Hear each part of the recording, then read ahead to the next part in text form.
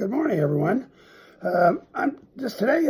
I'm going to use the topic. This is. Oh, by the way, this is April 17th, 2020, and I had a very good question from someone. One of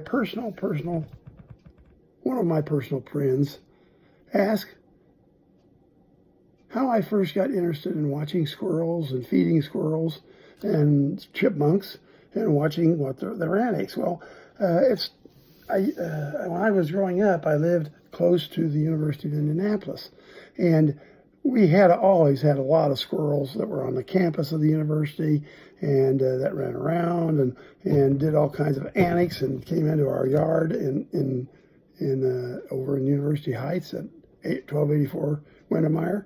And that's about when I started kind of having an interest in watching the squirrels and what they did. My dad would, he liked to watch the squirrels. That's your great-grandpa Clarence. And he had a feeder out he developed that held a corn on one end and a weight on the other end, and the squirrels would go up to get their feed, and they would, like the squirrely wigs that we have in Wisconsin.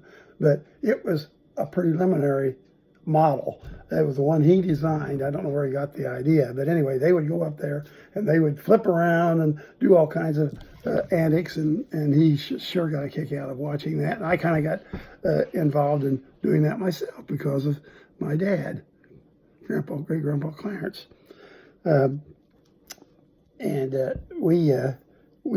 My brother David and I, and Uncle David, we ended up one birthday for great-grandpa Clarence.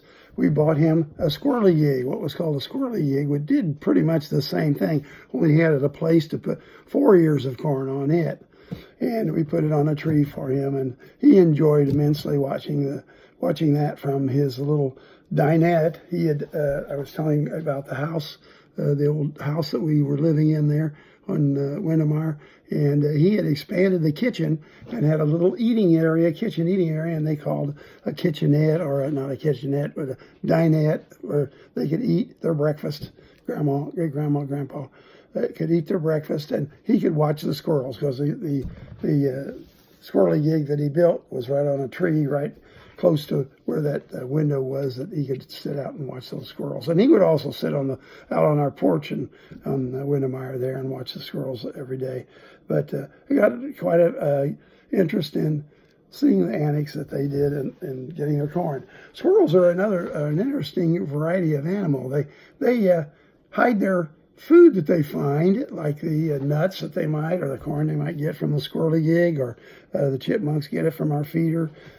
They hide their food. You'll see the chipmunks get up there and they'll fill their little pouches on the side of their face with corn and take it down to their nest in the ground and store it for winter. So that's a good thing to remember, that you need to store back things for hard seasons. And the squirrels do the same thing. They bury it and then they go try to find it in the yard.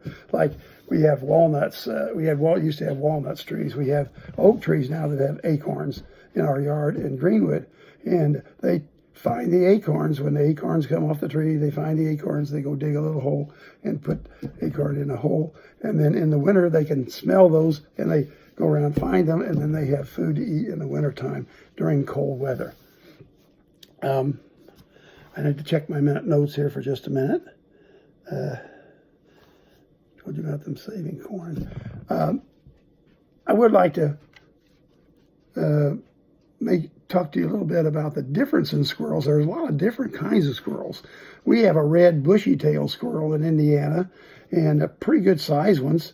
I used to try to trap them in the yard because they did some damage to one of my cars one winter, and I got mad at them. But I've kind of forgiven the squirrels, and we've gone back to watching them and put a squirrely gig up on our back deck to watch them.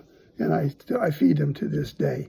Enjoy watching their antics running around the backyard. But that's an Indiana-type squirrel. We don't see those in northern Wisconsin. In northern Wisconsin, we have a little small squirrel. We have chipmunks, which are striped on the back. A lot of chipmunks up in Wisconsin. We have a little squirrel we call a piney squirrel, and they like pine nuts, and from all the pine trees, but they're a small squirrel. And then we have also huge gray squirrels, and I've taken pictures of them. I don't know where they come from, but once in a while we have those up in Wisconsin.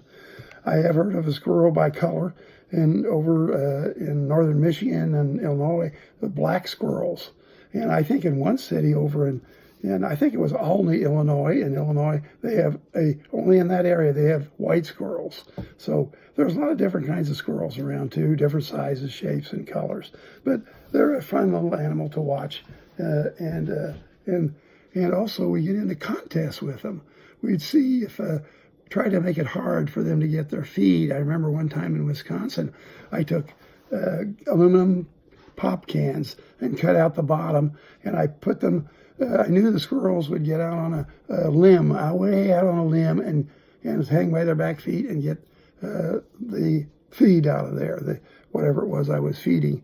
And I would put those cans on there to let them try to figure out how to get there. And they would figure out after a while how to get there, after trying and trying and trying. And I saw one where I had, it had to jump about 10 feet from a limb to the feeder, and then it would get over there and eat its food and go on down. And next time it came, it would jump. So I went out and clipped the limb off, made it shorter, and made it harder for the squirrel to do it. Just a little contest, and it was always fun to do that, to see. But I never had the squirrels not be able to solve the problem, just with trial and error and with their ability to stick with things. And that's a good lesson to have too, to stick with what you're doing, and you'll be successful in life. So we love you. I'll talk to you again later.